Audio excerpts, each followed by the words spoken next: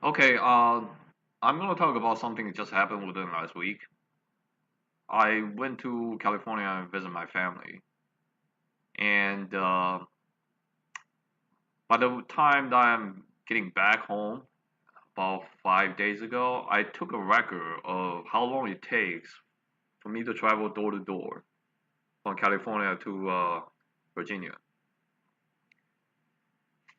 And then I recorded all these numbers, the timestamp, everything, the landing time, and the takeoff time. The airline is Southwest.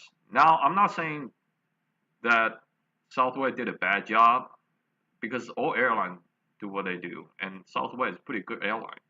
I just want to bring to the attention of everybody on how inefficient it is for today's air travel.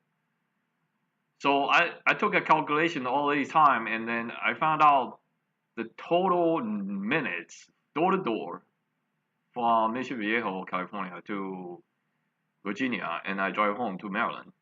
It's 807 minutes, and the entire trip, the actual flight time is only 260 minutes. So the efficiency, if you just count the flight time, is only 32.2%.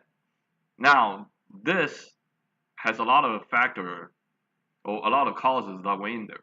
First, I didn't pay more for a direct flight. Second, I went to the airport early, so I don't want to miss my flight. Third, I carry a luggage, so I have to check it in. And by the time I get back into Virginia or Dallas airport, it's take time for me to get the luggage out.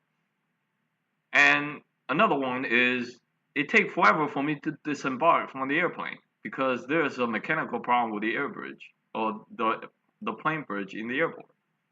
So all that add up to be massive waste of time.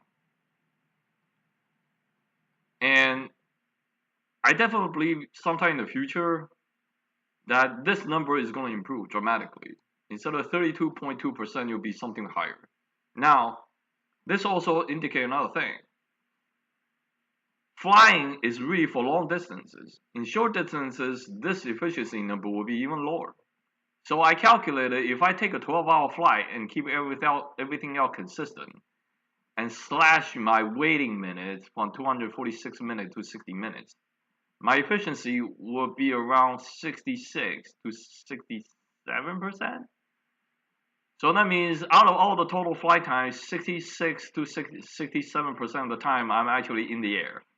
That means I take a 12-hour flight and I only stop somewhere waiting for the next airplane, and it only takes me 60 minutes, considering everything else to be equal.